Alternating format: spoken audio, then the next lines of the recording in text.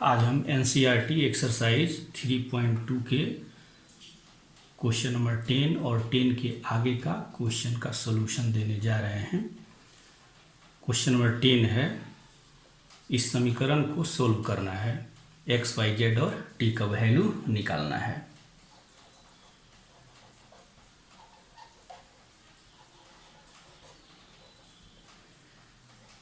Given equation दिया हुआ समीकरण है एक्स जेड वाई टी, एक मैट्रिक्स है, थ्राइस ऑफ 1 - 1 0 2, राइट साइड में है 3 इंटू मैट्रिक्स 3 5 4 6। लिखते हैं 2x z y t। अब ये जो मैट्रिक्स है इसको राइट साइड में मल्टीप्लाई करते हुए राइट साइड में घटा लीजिए, मल्टीप्लाई कर दीजिए। यहाँ 3 into 3 9, 3 into 5 15, 3 into 4 12, 3 into 6 18। Subtract कर लिया, इसको मल्टीप्लाई करते हुए सब्ट्रैक्ट कर लीजिएगा। 3 into 1 3, -3 0 6, twice of X Z Y T. अब इस मैट्रिक्स में से इस दूसरे मैट्रिक्स को सब्ट्रैक्ट कर लीजिए। 9 - 3 6, 15 - 3 18, 12 - 0 12, 18 - 6 12।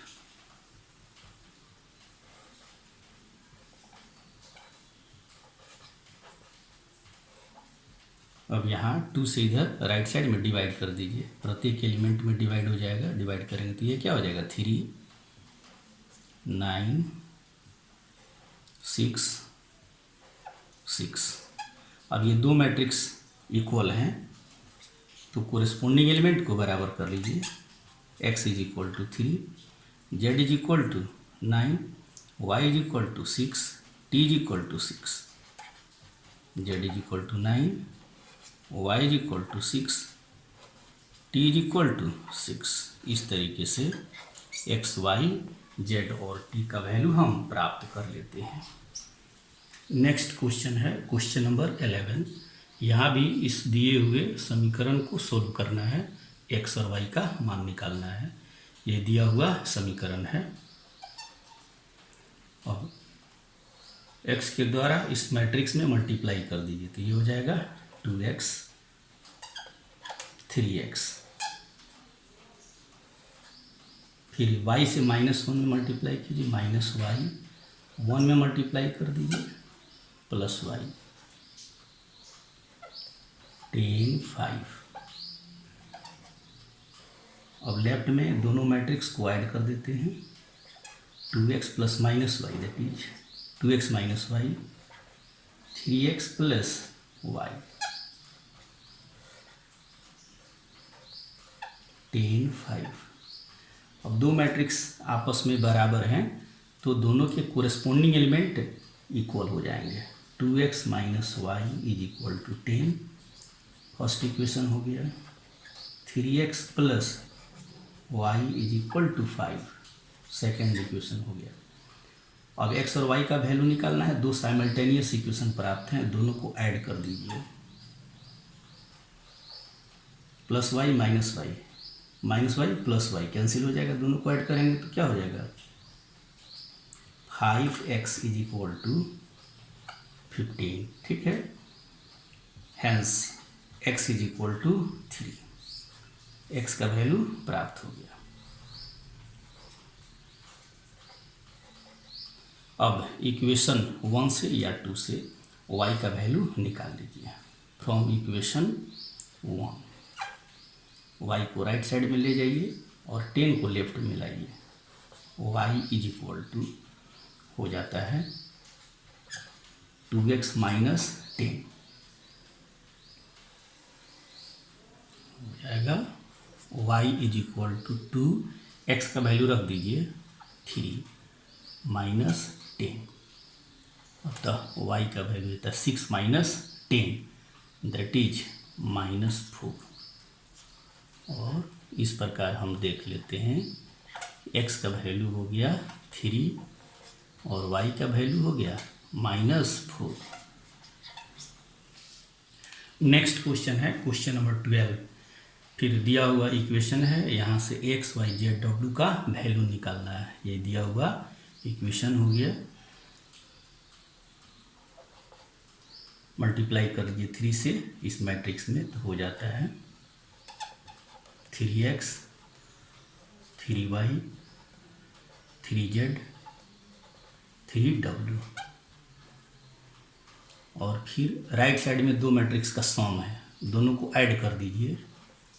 x + 4 6 + x + y -1 + z + w, फिर 2w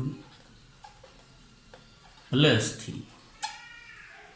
अब दोनों मैट्रिक्स आपस में इक्वल हो गए तो कोरेस्पोंडिंग एलिमेंट आपस में भी इक्वल हो जाएंगे।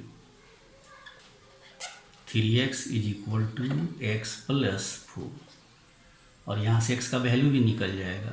x को लेफ्ट में लाइएगा 2x, तो x बराबर क्या हो जाएगा, x बराबर यहाँ हो जाएगा 2, 4/2 that is 2।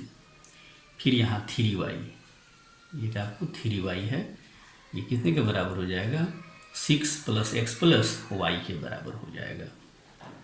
3y = 6 + x + y। अब यहाँ से y को इधर लेफ्ट में सब्ट्रैक्ट कर लीजिए, तो 2y = 6 + x का वैल्यू पुट कर दीजिए 2, ये कितना हो जाएगा 8। अतः y का वैल्यू हो जाता है 4।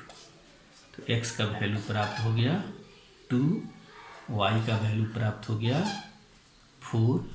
फिर यहाँ से ऑल्सो 3z =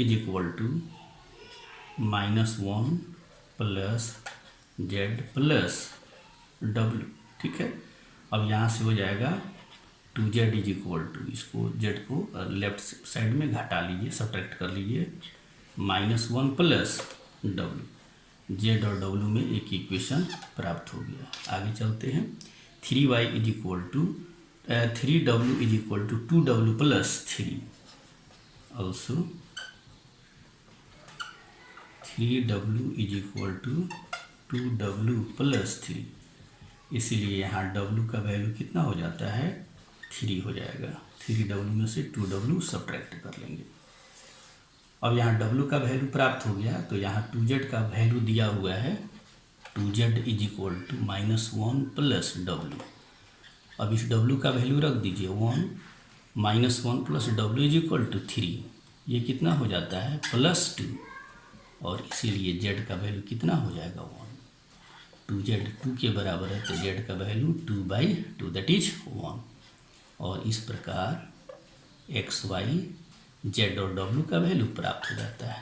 x का वैल्यू प्राप्त हो गया कितना 2, y का वैल्यू प्राप्त हो गया 4, z का वैल्यू प्राप्त हो गया 2 और w का वैल्यू प्राप्त हो गया 3। That's all. नेक्स्ट क्वेश्चन है क्वेश्चन नंबर 13। करा f(x) का वैल्यू दिया हुआ एक मैट्रिक्स है, तब यह दिखाना है कि f(x) और fy का प्रोडक्ट बराबर होगा f(x + y) के। f(x) का मतलब है f नियम के अंतर्गत x का इमेज प्रतिबिंब, तो f(x) दिया हुआ है इतना, तो सबसे पहले हम क्या करेंगे fy निकाल लेंगे। तो जैसे यहाँ पर f(x) है, यहाँ पे क्या है x का प्रतिबिंब है, तो x के जगह पर यहाँ पर cos x है, ठीक है। तो यहाँ जब हमको y का प्रतिबिंब f नियम के अंतर्गत निकालना होगा, तो इस x की जगह पर हम क्या करेंगे y रख देंगे। तो फिर यहाँ भी x की जगह y रख दिया, x की जगह y रख दिया, x की जगह y रख दिया, x की जगह y, 0 ज्यों का त्यों रह गया, फिर 1 ज्यों का त्यों रह गया, ठीक है। और उसी तरीके से x + y का प्रतिबिंब इमेज f नियम के अंतर्गत निकाल लिया, तो जैसे x की जगह पर था, यहाँ पर cos, यहाँ पे क्या था x था, तो उसी तरीके से x की जगह x प्लस वाई रखेंगे, तो यहाँ पर x की जगह क्या हो जाएगा, x प्लस वाई हो जाएगा। फिर यहाँ पे x की जगह पर क्या हो जाएगा, x प्लस वाई हो जाएगा। उसी तरीके से यह x प्लस वाई का प्रतिबिंब हमने निकाल लिया। ठीक है, अब कह रहा है fx भी 3/3 ऑर्डर है, fx जो है 3/3 ऑर्डर का मैट्रिक्स है। फिर fy भी जो है वह 3/3 ऑर्डर का मैट्रिक्स है। प्री फैक्टर है fx, पोस्ट फैक्टर है fy, तो इन दोनों का जो प्रोडक्ट होगा वह फिर क्या हो जाएगा, 3/3 का मैट्रिक्स हो जाएगा। fx इंटू fy का जो ऑर्डर होगा वह क्या होगा, 3/3 ऑर्डर का मैट्रिक्स होगा। अब देखिए यहाँ पर हम मल्टीप्लाई करने जा रहे हैं। अब मल्टीप्लिकेशन का नियम आपको पता है, इसमें भी 3 रो और 3 कॉलम होंगे, 1 रो 2 रो 3 रो, फिर 1 कॉलम 2 कॉलम 3 कॉलम। तो यहाँ जो एलिमेंट होगा वह फर्स्ट रो और फर्स्ट कॉलम का एलिमेंट होगा। तो फर्स्ट रो हम लेंगे प्री फैक्टर fx से और फर्स्ट कॉलम लेंगे पोस्ट फैक्टर fy से, कोरिस्पोंडिंग एलिमेंट को मल्टीप्लाई कर देंगे। तो यहाँ से हमारा हो जाता है cos, पहला रो का एलिमेंट यहाँ पर क्या है, cos x minus sine x 0, और फिर यहाँ पर पहला कॉलम का एलिमेंट हो जाता है cos y sine y 0। Corresponding element को मल्टीप्लाई कर दिए, तो cos x into cos y। तो यहाँ पे हम लिखेंगे cos x into cos y, फिर minus sine x into sine y, तो minus sine x into sine y। फिर पहला रो और फिर इसका हम क्या करेंगे, दूसरा कॉलम ले लेंगे, क्योंकि यह एलिमेंट पहला रो दूसरा कॉलम का एलिमेंट है, पहला रो और second column. cos x into sine y, तो माइनस हो जाता है, माइनस ये हो जाता है cos x into sine y, फिर cos x, फिर क्या हो जाएगा, पहला रो लेना है, ठीक था, पहला row cos x into sine y, तो यहाँ पे हमने ले लिया minus cos x into sine y, फिर minus sine x into cos y, minus, तो माइनस को कॉमन ले लीजिए, तो हो जाता है sine x into cos Y, plus हो जाएगा, माइनस बाहर आ गया, तो ये हो जाता है sine x into cos Y. ठीक है, और फिर कह रहा है क्या कि 0 इंटू 0 दैट इज 0, त्यों का त्यों रह गया। फिर अब यहाँ पे आइए, पहला रो तीसरा कॉलम, तो cos x into 0 0, minus sine x into 0, फिर कह रहा है 0 इंटू 1, पहला रो तीसरा कॉलम, वैल्यू क्या हो जाता है यहाँ पर 0।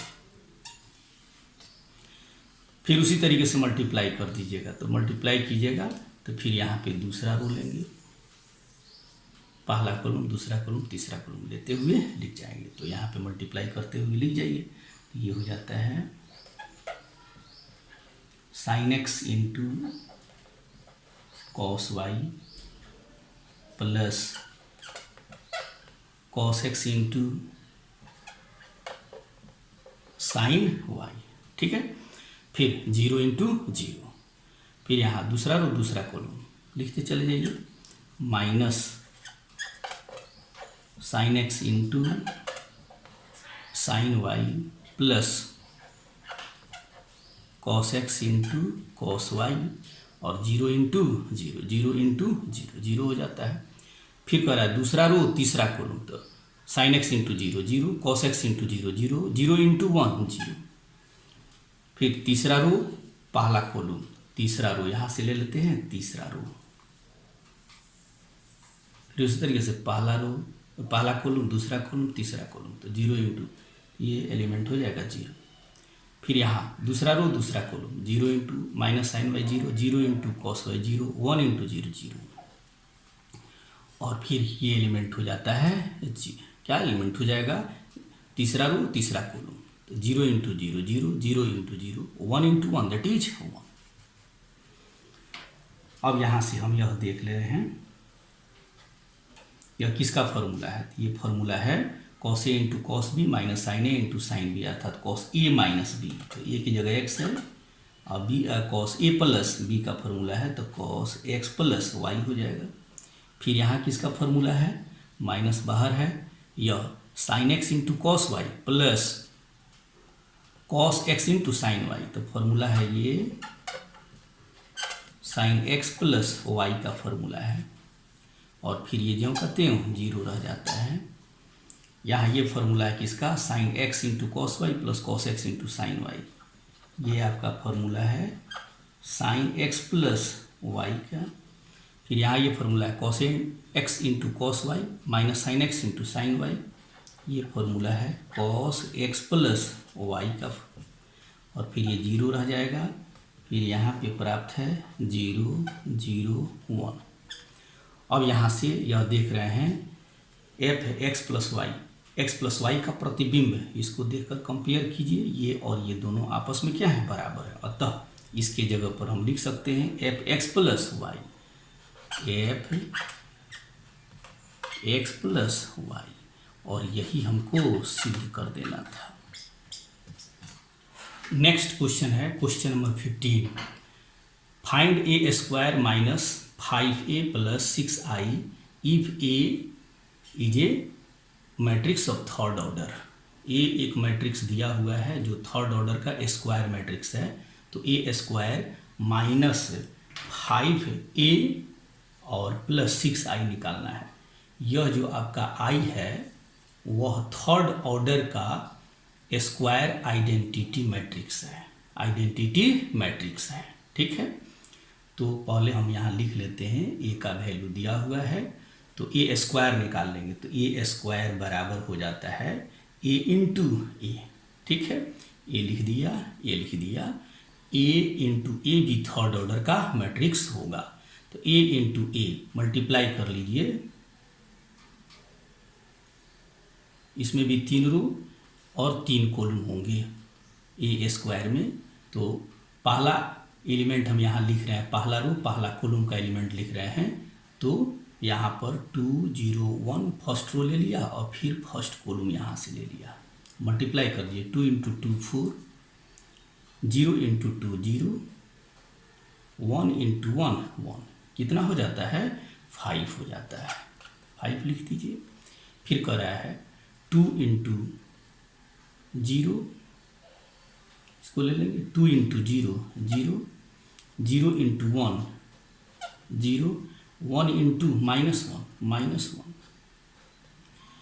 फिर यहाँ से देखिए, यहाँ पे पहला रो और तीसरा कॉलम, ये एलिमेंट है पहला रो तीसरा कॉलम का।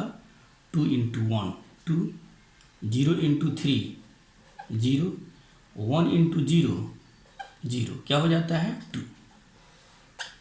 फिर उसी तरीके से यहाँ मल्टीप्लाई कीजिए। यहाँ दूसरा रो, यहाँ जो एलिमेंट होगा दूसरा रो पहला कॉलम, तो ये ले लीजिए दूसरा रो और पहला कॉलम। तो 2 इंटू 2 कितना हो जाएगा 2 इंटू 2 4, फिर 1 इंटू 2 2 और 3 इंटू 1 3, ऐड कर दीजिए तो हो जाता है 9। फिर दूसरा रो दूसरा कॉलम, 2 इंटू 0 0, 1 इंटू 1 1, 3 इंटू -1 -3, तो हो जाता है -2। ठीक है, फिर दूसरा रो तीसरा कॉलम, तो 2 इंटू 1 2, 1 इंटू 3 3 और 3 इंटू 0 0, कितना हो जाता है 5। फिर यहाँ से आपका है तीसरा रो पहला कॉलम, तो इस प्री फैक्टर का ले लीजिए तीसरा रो और पोस्ट फैक्टर का पहला कॉलम, 1 इंटू 2 2, -1 इंटू 2 -2, 0 इंटू 1 0, तो ये कितना हो जाता है 0। फिर कह रहा है तीसरा रो दूसरा कॉलम, 1 इंटू 0 0, -1 इंटू 1 -1, 0 इंटू -1 -0, तो क्या हो जाएगा यहाँ पर -1। फिर यहाँ तीसरा रो तीसरा कॉलम 1 इंटू 1 1 -1 इंटू 3 -3 0 इंटू 0 0। तो यहाँ पे हो जाता है -2। तो इस तरीके से हम लोग ए स्क्वायर का वैल्यू क्या करते हैं, प्राप्त कर लेते हैं। अब निकालना है A square -5a plus 6 into identity matrix. तो ए स्क्वायर का वैल्यू रख दीजिए 5 -1 2 9 -2 5 0 -1 -2। ए स्क्वायर का वैल्यू हो गया -5 इंटू ए। अब यहाँ हम ऐसा करते हैं कि 5 से ए में मल्टीप्लाई करके डायरेक्ट लिख दे रहे हैं। तो ये जो है हमारा 201 है, तो 5 से मल्टीप्लाई कर दीजिए तो कितना हो जाएगा 10। फिर क्या हो जाएगा 0। फिर 5 इंटू 1 5 5 इंटू 2 10 5 इंटू 1 5 5 इंटू 3 15। फिर 5 इंटू 1 5 5 इंटू -1 -5 5 इंटू 0 0 और plus 6 into identity matrix 6 into identity matrix. तो हम देख रहे हैं कि आइडेंटिटी मैट्रिक्स क्या होता है, थर्ड ऑर्डर का 1 0 0 0 1 0 0 0 1। इसका जो ये डायगोनल मैट्रिक्स होते हैं, डायगोनल एलिमेंट होते हैं 1 के बराबर होते हैं और नॉन डायगोनल एलिमेंट सारे 0 के बराबर होते हैं। तो ये हमारा आप क्या है, थर्ड ऑर्डर का आइडेंटिटी मैट्रिक्स है।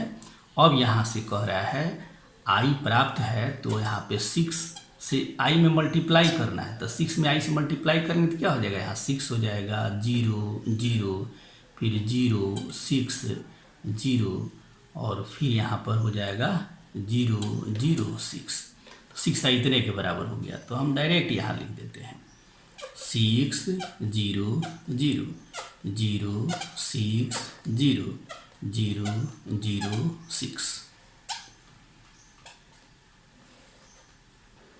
अब इस मैट्रिक्स को ऐड करना है, तो पहले इसको ऐड कर दीजिए। तो हो जाएगा 5 + 6 11, ठीक है, -1 + 0 2 + 0 2, फिर 9 + 0 9 -2 + 6 दैट इज 4 5 + 0 5 0 + 0 0 -1 + 0 -1 -2 + 6 दैट इज 4।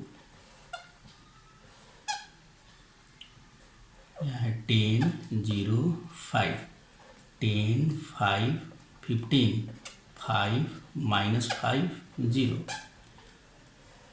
अब इस मैट्रिक्स में से इस मैट्रिक्स को सब्ट्रैक्ट कर लीजिए 11 -10 1 -1 -0 क्या हो जाएगा -1 2 -5 -3 9 में से 10 घटा लीजिए -1 4 में से 5 घटाइए -1 5 में से 15 घटाइए -10 0 में से 5 को सब्ट्रैक्ट कीजिए -5 -1 में से -5 को सब्ट्रैक्ट करेंगे तो क्या हो जाएगा +4 माइनस माइनस प्लस हो गया 5 minus plus 4 minus 0 that is 4।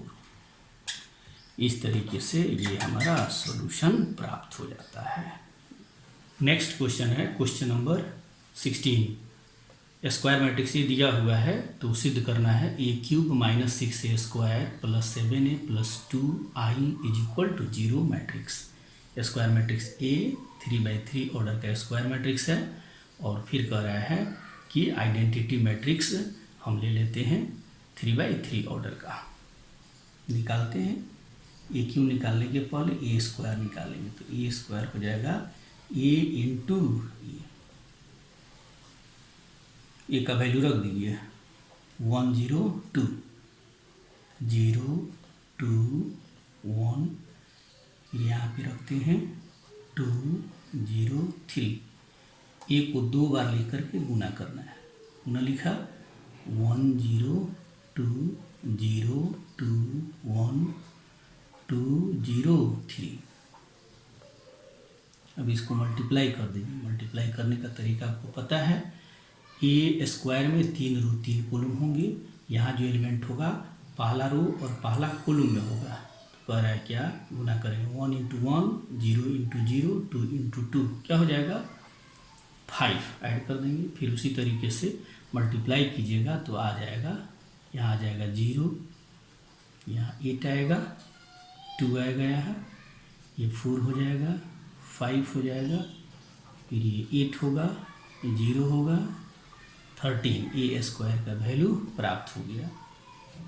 उसी तरीके से ए क्यू का वैल्यू प्राप्त कर लीजिए तो ए क्यू को आप लिख सकते हैं ए इंटू ए स्क्वायर। अब ए का वैल्यू रख दीजिए 1 0 2 0 2 1 2 0 3 और फिर अब ए स्क्वायर का वैल्यू इतना प्राप्त है 5 0 8 2 4 5 8 0 13 गुना करके लिख दीजिए। इसमें भी 3 रो 3 कॉलम होंगे। यहाँ जो एलिमेंट होगा पहला रो पहला कॉलम में होगा तो इसका पहला रो और पोस्ट फैक्टर का पहला कॉलम से मल्टीप्लाई कर देते हैं। यहाँ से हो जाएगा 1 इंटू 5 5, 0 इंटू 2 0, 2 इंटू 8 16 ऐड करेंगे तो कितना हो जाएगा 21। उसी तरीके से यहाँ जो एलिमेंट होगा वो फर्स्ट रो का एलिमेंट होगा और सेकंड कॉलम का एलिमेंट होगा।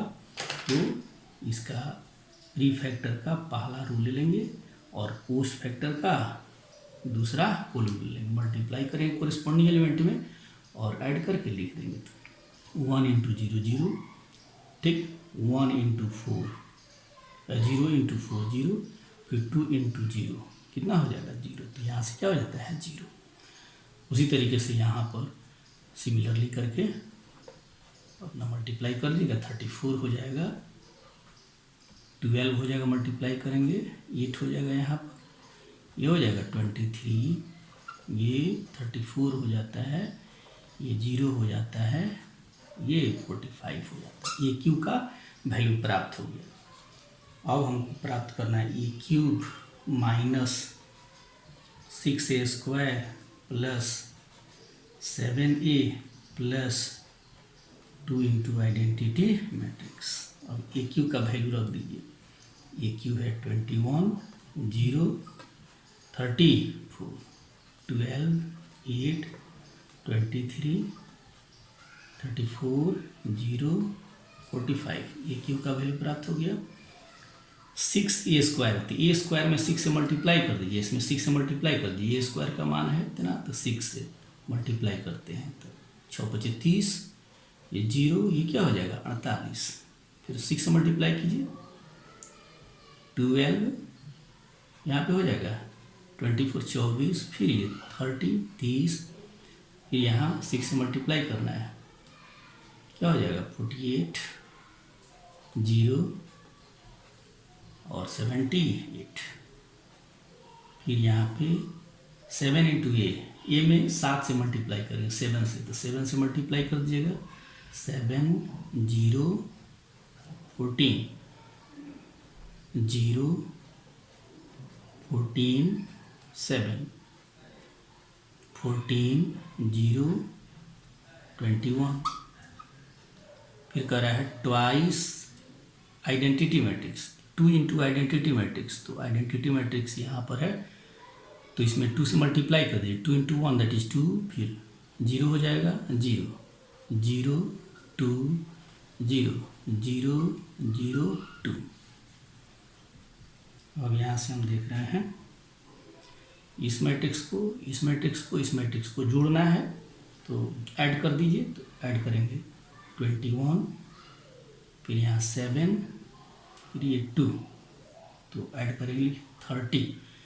उसी तरीके से 0 प्लस 0 प्लस 0 क्या हो जाएगा 0। उसी तरीके से 34 प्लस 14 प्लस 0 कितना, तो हो जाएगा 48।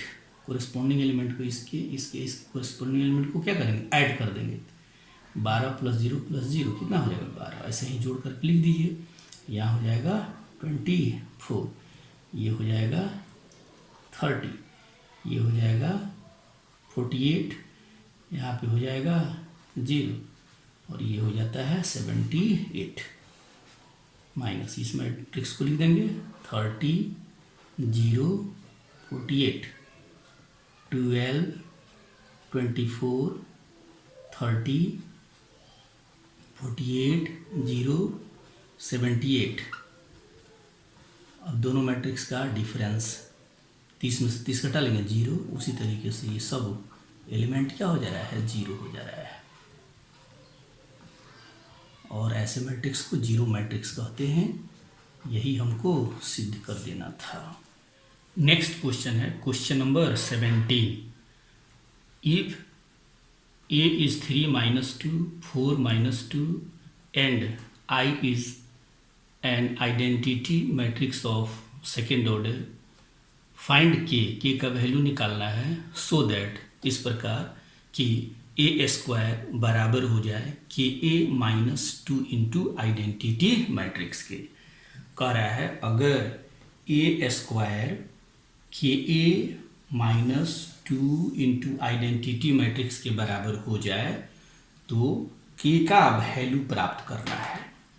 तो यहाँ लेफ्ट में ए स्क्वायर है, ए स्क्वायर का मतलब है ए इंटू ए। क्या है ए इंटू ए, तो इसको हम लिख देंगे ए इंटू ए हो जाता है कि ए माइनस 2 आइडेंटिटी मैट्रिक्स। अब ए का वैल्यू रखिए, ए है 3 माइनस 2 4 माइनस 2। फिर ए का वैल्यू रखेंगे 3 minus 2 4 minus 2 is equal to K into A है, ए का वैल्यू पुनः रखेंगे 3 minus 2 4 minus 2 minus 2 into identity matrix है 2 आइडेंटिटी मैट्रिक्स। फिर सेकेंड ऑर्डर का हो जाएगा 1 0 0 1। अब इसको मल्टीप्लाई करके लिख दीजिए, ठीक है। 3 इंटू 3 9 माइनस 2 इंटू 4 कितना हो जाएगा 8 9 माइनस 8 दैट इज 1, ठीक है। फिर 3 इंटू माइनस 2, ठीक है। या पहला रो दूसरा कॉलम, तो इसका पहला रो ले लेंगे और इसका दूसरा कॉलम ले लेंगे, तो हो जाएगा 3 इंटू माइनस 2 कितना -6। फिर प्लस -2 इंटू -2 कितना +4, तो वैल्यू कितना हो जाता है -2। फिर कह रहा है यहाँ जो एलिमेंट लिखेंगे सेकेंड रो और फर्स्ट कॉलम, तो प्री फैक्टर का सेकेंड रो लेंगे और उस फैक्टर का फर्स्ट कॉलम ले लेंगे, तो 4 इंटू 3 12। फिर -2 इंटू 4 -8 कितना हो जाएगा 4।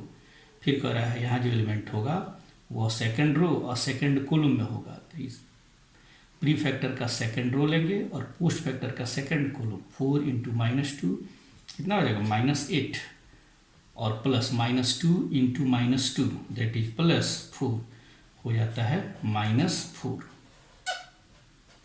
इज इक्वल टू, इसको रहने दीजिए के 3 -2 4 -2 और 2 से मल्टीप्लाई कर दीजिए 2 0 0 2। अब इस तरीके से हम यह देख रहे हैं। अब ये जो मैट्रिक्स है इसको लेफ्ट में ला करके ऐड कर दीजिए, तो ऐड कीजिएगा यहाँ पे देखिए, इसको इसके साथ ऐड कीजिएगा तो कोरिस्पोंडिंग एलिमेंट जुटेगा। तो 1 + 2 कितना हो जाता है 3 -2। फिर 0 को ऐड करेंगे तो -2, 4 में इस 0 को ऐड करेंगे तो 4, -4 में इस 2 को ऐड करेंगे तो -2। अब यहाँ बच जाता है k इंटू 3 -2 4 -2। अब ये दोनों मैट्रिक्स एक जैसे हैं, यह और यह दोनों मैट्रिक्स क्या हैं एक जैसे हैं, ठीक है।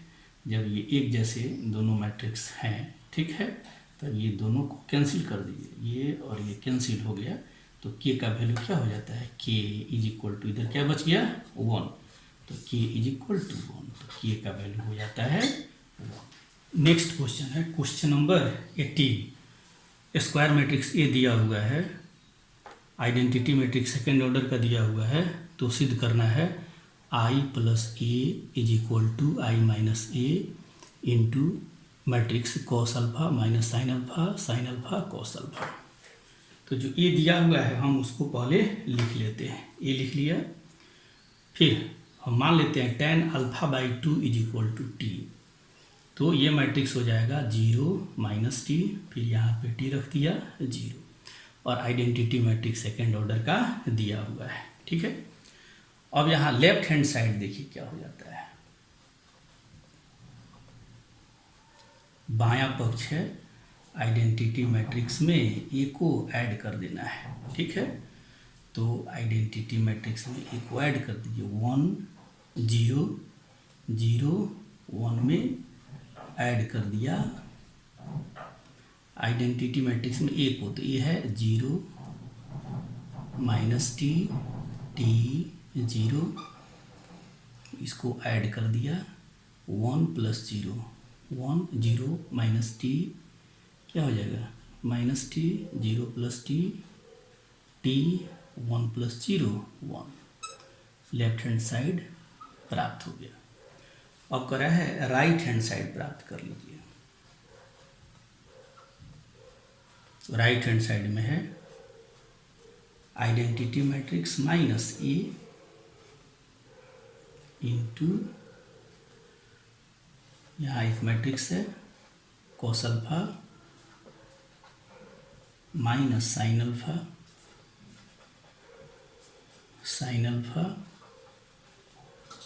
Cos alpha. ठीक है, अब यहाँ देखिए हम लोग को पता है कॉस अल्फा बराबर कितना होगा, कॉस अल्फा बराबर 1 minus tan square alpha by 2 by 1 plus, इसका फॉर्मूला इतना हो जाता है। फिर से यहाँ देख लीजिए, कॉस अल्फा का वैल्यू हो जाएगा 1 minus tan square alpha by 2 by 1 plus tan square alpha by 2। तो tan अल्फा बाई 2 का वैल्यू माने हुए हैं t, तो 1 माइनस टी स्क्वायर, नीचे हो जाएगा 1 प्लस टी स्क्वायर। फिर यहाँ पे है साइन अल्फा, तो साइन अल्फा का मान होता है 2 tan alpha by 2 by 1 plus tan square alpha by 2, value हो जाएगा 2t by 1 plus T square. अब यहाँ देखिए आइडेंटिटी मैट्रिक्स में से ए को सब्ट्रैक्ट कर लीजिए, तो आइडेंटिटी मैट्रिक्स में ए को सब्ट्रैक्ट कर लेंगे, इसको डायरेक्ट लिख रहे हैं 1 माइनस 0 1 0 माइनस माइनस टी क्या हो जाएगा plus T, 0 minus T minus T, फिर 1 माइनस 0 1, फिर यहाँ कॉस अल्फा का वैल्यू ये रख दीजिए 1 minus T square by 1 plus T square. ठीक है, फिर माइनस साइन अल्फा, तो ये हो जाएगा 2t by 1 plus T square.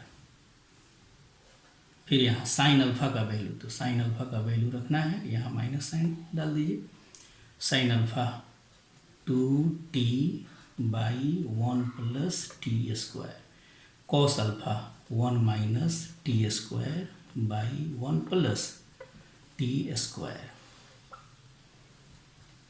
अब देखिए इसको बहुत आराम से मल्टीप्लाई करने की ज़रूरत है, 2 रो 2 कॉलम, फिर इसमें भी 2 रो 2 कॉलम, तो इन दोनों को मल्टीप्लाई करने के बाद जो मैट्रिक्स प्राप्त होगा उसमें भी 2 रो 2 कॉलम। तो यहाँ जो एलिमेंट होगा फर्स्ट रो का होगा, फर्स्ट कॉलम का होगा, तो फर्स्ट रो फर्स्ट कॉलम, इसे इसमें मल्टीप्लाई कीजिए, फिर इसे इसमें मल्टीप्लाई कीजिए, तो 1 into this 1 minus T square by 1 plus T square, plus फिर इससे मल्टीप्लाई करते हैं तो 2t square by 1 plus T square. ठीक है, फिर यहाँ जो एलिमेंट है फर्स्ट रो सेकंड कॉलम का एलिमेंट है तो 1 इससे मल्टीप्लाई किया, -2t by 1 plus T square, फिर इसमें ऐड कर देंगे t से मल्टीप्लाई करके, तो ये t माइनस टी क्यू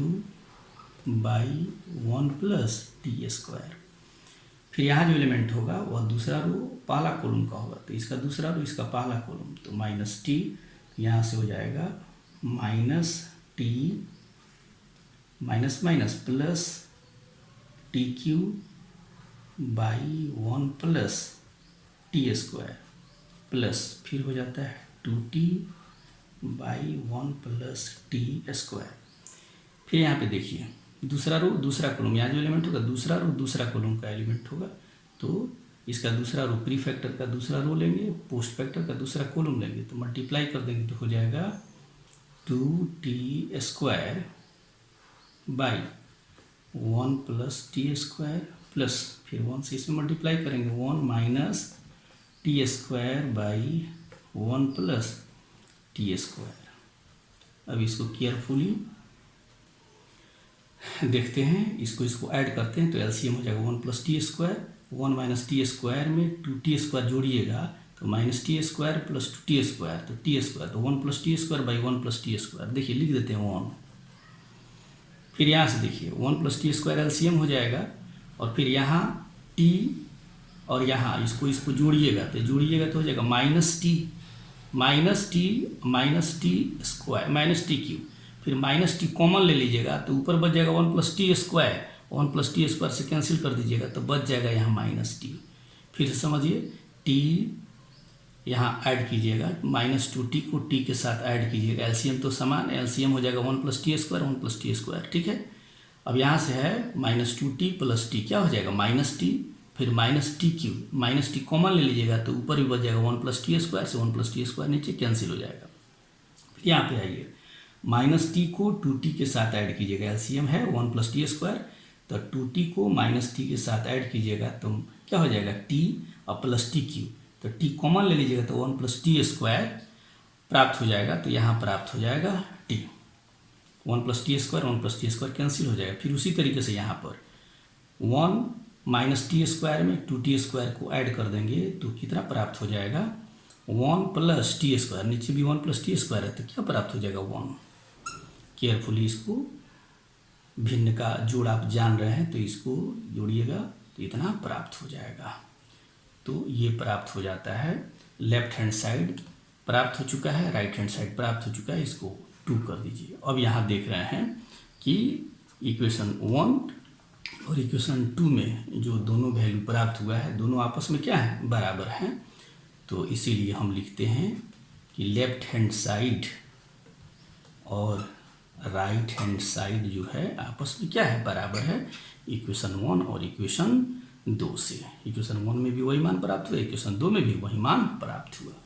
इस तरीके से ये क्वेश्चन हम सोल्व कर लेते हैं। अगला क्वेश्चन है क्वेश्चन नंबर 19, कह रहा है क्या कि किसी ट्रस्ट फंड के पास 30,000 रुपया है।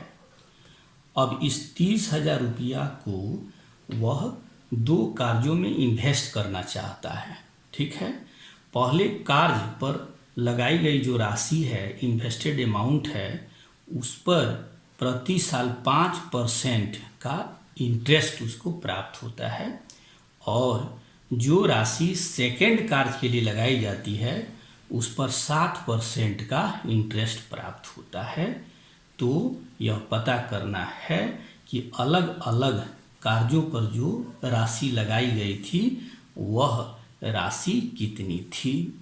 तो मान लेते हैं amount invested on first bond x rupees है, पहले बॉन्ड पर जो लागत है वह x रुपया है, और दूसरे बॉन्ड पर लागत राशि क्या है y है। अब यहाँ दिया हुआ है x और y का सम हो जाता है 30,000 रुपया, ये पहला इक्वेशन मान लीजिए। अब यहाँ देखिए इसको मैट्रिक्स मल्टीप्लिकेशन का यूज करके बनाना है, तो हम दोनों अमाउंट x और y को रो मैट्रिक्स के रूप में लिख लेंगे। रो मैट्रिक्स में पहले x लिखा उसके बाद y लिखा, ये मैट्रिक्स हमारा कौन सा मैट्रिक्स है? Row matrix. एक रो है और 2 कॉलम है, 1 2। अब एक मैट्रिक्स बी कॉलम मैट्रिक्स हम लिखते हैं। कह रहा है क्या कि पहले बॉन्ड पर जो लागत राशि x है उस पर 5% का इंटरेस्ट प्राप्त है। तो कॉलम मैट्रिक्स में पहले 5% लिखते हैं और फिर सेकेंड बॉन्ड पर जो राशि y लागत है उस पर 7% का इंटरेस्ट प्राप्त है। तो कॉलम मैट्रिक्स में हम लिख लेते हैं इसको। ये हो जाता है 2 रो 1 कॉलम, ठीक है। और इस तरीके से कह रहा है फर्स्ट क्वेश्चन ए, जो टोटल इंटरेस्ट है अगर 1800 रुपया प्राप्त हो तो एक्स और वाई का वैल्यू निकालना है, ठीक है। तो यहाँ दिया हुआ है इंटरेस्ट,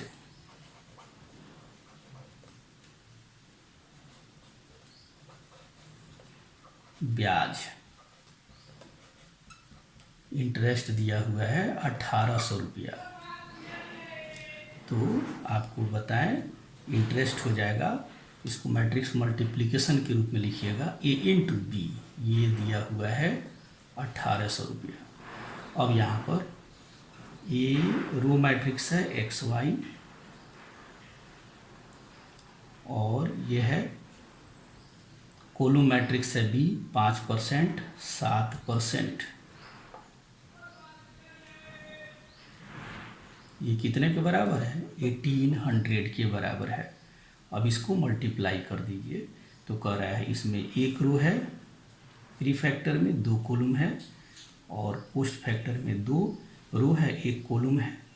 अब इसके मल्टीप्लिकेशन के बाद जो मैट्रिक्स प्राप्त होगा उसका ऑर्डर हो जाएगा 1/1, 1 रो 1 कॉलम होगा। अब मल्टीप्लाई कर दीजिए x इंटू 5%, अर्थात x का 5%, x इंटू 5% का मीनिंग है 100 में 5, तो 1 में 5/100, तो x इंटू 5/100। फिर यहाँ पर लिखेंगे y इंटू उसी तरीके से 7/100, 1/1 मैट्रिक्स प्राप्त हो जाता है। अब यहाँ पर जब हम लिखेंगे तो इस साइड को भी मैट्रिक्स के रूप में लिखेंगे, मैट्रिक्स के रूप में लिखेंगे, ए बी का प्रोडक्ट भी क्या करें मैट्रिक्स के रूप में लिखेंगे। अब ये हो जाता है आपको 5x + 7y is equal to, ठीक है, इज इक्वल टू 1800। ये एलिमेंट दोनों आपस में बराबर हो जाएंगे, ऐड करके इस 100 को एलसीएम में जो प्राप्त हुआ है उसको राइट साइड में मल्टीप्लाई कर दीजिए। ये इक्वेशन क्या हो जाता है? सेकेंड हो जाता है, ठीक है ना। इसको यहाँ हम लिखते 5x + कितना 7y/100 इज इक्वल टू 1800, ठीक है। अब इन दोनों को इक्वल करके 100 से मल्टीप्लाई कर दिया राइट साइड में। अब x और y में 2 साइमल्टेनियस इक्वेशन है, अब इसको साधारण विधि से सोल्व कर लीजिए, ठीक है। हम क्या करेंगे, इक्वेशन 1 में 7 से मल्टीप्लाई कर देंगे पहले, तो क्या हो जाएगा 7x 7y is equal to, ठीक है, 2,10,000। तो ये इक्वेशन प्राप्त हो गया 3। अब यहाँ 3 में से सेकेंड इक्वेशन को सब्ट्रैक्ट कर लीजिए, तो 7y से 7y कैंसिल हो जाता है, 3 में से 2 को सब्ट्रैक्ट कर रहे हैं तो ये प्राप्त हो जाएगा 2x इज इक्वल टू, ठीक है, 2,10,000 में से आप 1,80,000 घटाइएगा तो ये 30,000 प्राप्त हो गया। इसीलिए x बराबर कितना हो जाएगा ₹15,000, ठीक है। अब from equation 1 y is equal to 30,000 minus 15,000, तो y का वैल्यू भी कितना हो जाता है 15,000 हो जाता है। इस प्रकार पहले बॉन्ड पर लागत राशि हो जाती है 15,000 रुपया और दूसरे बॉन्ड पर भी लागत राशि हो जाती है कितनी, तो 15,000 रुपया। यही हमारा आंसर हो जाता है। नेक्स्ट क्वेश्चन है, ऑब्जेक्टिव है 21 एंड 22, ठीक है, 21 एंड 22। तो दोनों क्वेश्चन के लिए यहाँ 5 मैट्रिक्स का ऑर्डर दिया हुआ है। एक्स का ऑर्डर दिया हुआ है 2/n, वाई का ऑर्डर 3/k, जेड का ऑर्डर 2/p, डब्ल्यू का ऑर्डर n/3 और p का ऑर्डर p/k, ये ऑर्डर दिया हुआ है। और 21 क्वेश्चन है कि अगर p into Y plus w into Y अगर यह डिफाइंड हो, ये क्या है, डिफाइंड हो जाए, तो मान क्या प्राप्त करना है, किसका मान, कंडीशन ज्ञात करना है, रिस्ट्रिक्शन ऑन एन के पी पर शर्त ज्ञात करना है, क्या होगा। तो पहले हम यहाँ पे देखेंगे पी वाई कब ज्ञात होगा, तो p का ऑर्डर है, पहले लिख जाइए p/k, फिर y का ऑर्डर है, ठीक, 3/k। अब इसको मल्टीप्लाई करना है पहले, तो पी वाई का ऑर्डर क्या हो जाएगा, तो यहाँ p प्री फैक्टर है तो इसका कॉलम और y पोस्ट फैक्टर है तो इसका रो बराबर होना चाहिए, और तब यह डिफाइन होगा कब, जब k बराबर 3, तो ये कंडीशन हो गया k पर कि k 3 के बराबर होगा, और पी वाई का ऑर्डर हो जाएगा कितना, पी वाई का ऑर्डर हो जाएगा p/k, तो कहता है पी वाई का ऑर्डर हो गया p/k, जबकि k का वैल्यू कितने के बराबर होगा, 3 के बराबर होगा। फिर कह रहा है w इंटू वाई, यहाँ पहले डिफाइन कीजिए, तो w का ऑर्डर है n/3 और फिर y का ऑर्डर है 3/k। तो यहाँ पर हम देख रहे हैं कि w प्री फैक्टर है, y पोस्ट फैक्टर है, तो w में कॉलम की संख्या, y में रो की संख्या बराबर है, तो w इंटू वाई का ऑर्डर हो जाएगा n/k। अब कह रहा है क्या कि इन दोनों के सम को डिफाइन करना है, दोनों के सम को डिफाइन होने के लिए, तो पी वाई में डब्ल्यू वाई हम तब जोड़ सकते हैं जब इन दोनों का ऑर्डर क्या हो जाए, समान हो जाए, अर्थात पी वाई यहाँ ऑर्डर है p/k और फिर डब्ल्यू वाई का ऑर्डर है n/k, तो कहता है कि यह p और ये n आपस में क्या हो जाएगा, बराबर होगा। इसके डेफिनेशन के लिए यह डिफाइंड होगा कब, यह डिफाइंड होगा जब दोनों का ऑर्डर समान हो, अर्थात p/k n/k बराबर हो, यहाँ k और k तो बराबर है ही, p और n बराबर हो जाए, तो p बराबर क्या हो जाएगा, n हो जाएगा। और पहले हम लोग k पर कंडीशन निकाल चुके हैं, तो k बराबर कितना है, 3 है। तब यहाँ ऑप्शन दिया है, पहला ऑप्शन k = 3 और p = n, तो यही पहला ऑप्शन हो जाएगा, तो आंसर इसका हो जाएगा ए, फर्स्ट ऑप्शन सही है। अब यहाँ पे क्वेश्चन नंबर 22 है कि अगर n p के बराबर हो, क्वेश्चन है n अगर p के बराबर हो जाए तब order of 7x minus 5z क्या होगा। तो देखिए x का ऑर्डर है 2/n, तो किसी भी मैट्रिक्स में किसी स्केलर क्वांटिटी से मल्टीप्लाई करते हैं तो जो मैट्रिक्स प्राप्त होता है उसका ऑर्डर वही होता है जो मैट्रिक्स पहले दिया होता है, तो इसका भी ऑर्डर हो जाएगा 7x का 2/n।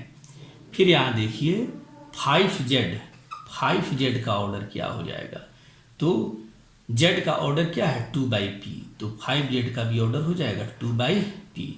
अब कह रहा है 7x में से 5z को घटाना है तो इसका ऑर्डर क्या होगा। तो सबसे पहली बात तो ये है कि जब इन दोनों को आपस में हम सब्ट्रैक्ट करेंगे तो दोनों का ऑर्डर समान होना चाहिए, अर्थात कह रहा है 2/n और 2/p बराबर होना चाहिए। तो यहाँ पे तो ये n और p दोनों आपस में क्या होगा, बराबर होगा। तो कह रहा है क्या कि दो मैट्रिक्स जब समान ऑर्डर की हो जाएं तो इनका जो डिफरेंस से प्राप्त मैट्रिक्स प्राप्त होता है उसका भी ऑर्डर वही होता है। तो इसका ऑर्डर हो जाएगा 2/n हो जाएगा या 2/p हो जाएगा। तो ऑप्शन में हमारा क्या दिया हुआ है, पहला ऑप्शन है p/2 गलत है, दूसरा ऑप्शन है 2/n। तो यही आंसर क्या हो जाएगा, सही हो जाएगा 2/n। तीसरा ऑप्शन है n/3 और गलत है। चौथा ऑप्शन है p/n जो कि गलत है। तो कहता है ऑप्शन में चूंकि सिर्फ 2/n दिया हुआ है इसीलिए आंसर हो जाएगा कितना, तो आंसर ये आपका हो जाएगा 2/n। तो आंसर इसका हो जाएगा कितना, बी। अगर दिया रहता इसका ऑप्शन में 2/p तो 2/p भी होता।